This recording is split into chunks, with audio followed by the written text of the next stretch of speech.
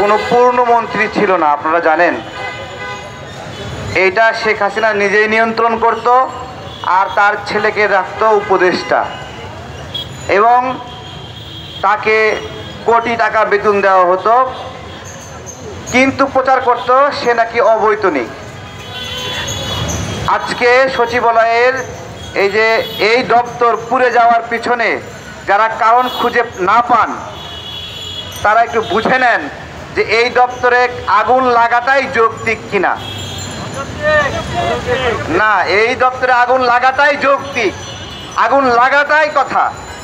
আগুন যদি না লাগে তাহলে সজীব ওয়াজেদ জয়ের আইসিটি দপ্তরকে ব্যবহার করে লুটপাট এইটা তো প্রকাশ হয়ে যাবে।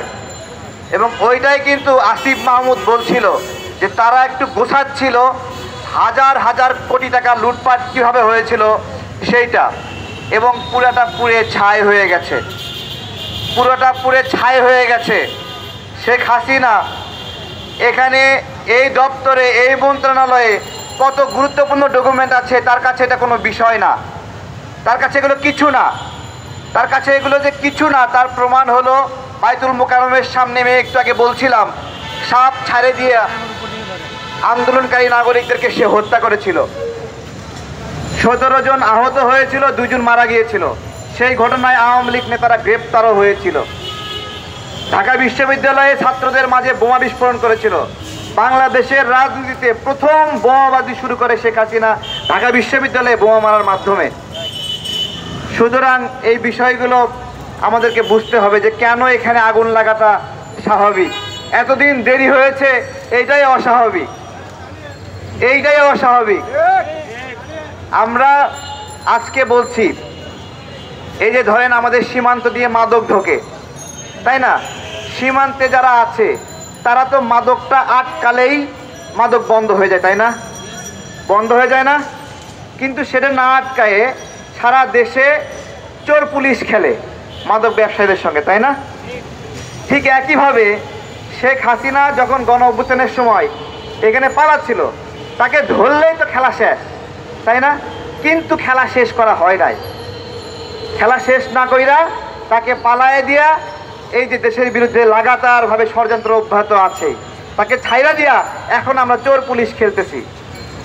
এই চোর পুলিশ খেলার জন্য দায়ী কে? সেনাবাহিনীর প্রধানের নাম নিলে খুব বেশি অন্যায় হবে নাকি? হ্যাঁ, ওনার কোনো ডিসিশন ছিল না এখানে, যেটা দেবেন উনি। মায়া দেখাইছে শেখ পরিবারের সদস্য, শেখ পরিবারের সদস্য কিছু করা যাবে না, তাই তো?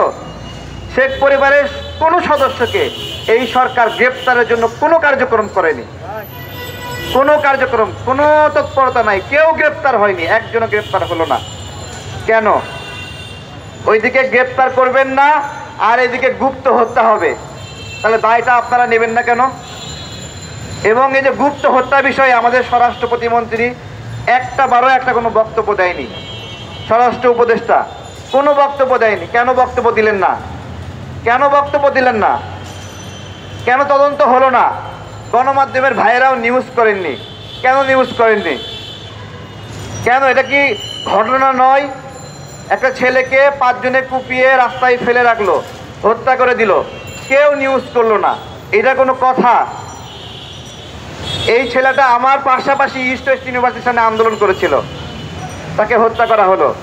এরপরে আর একজন, বেশ কিছু গণমাধ্যমে নিউজ হয়েছিল, পাসপোর্ট অধিদপ্তরের এডিজি সেলিনা বানু 7 দিনে 7.5 কোটি টাকা ইনকাম করেছিল, 7 দিনের মধ্যে। এটা নিউজ হয়েছে, খবর আসছে।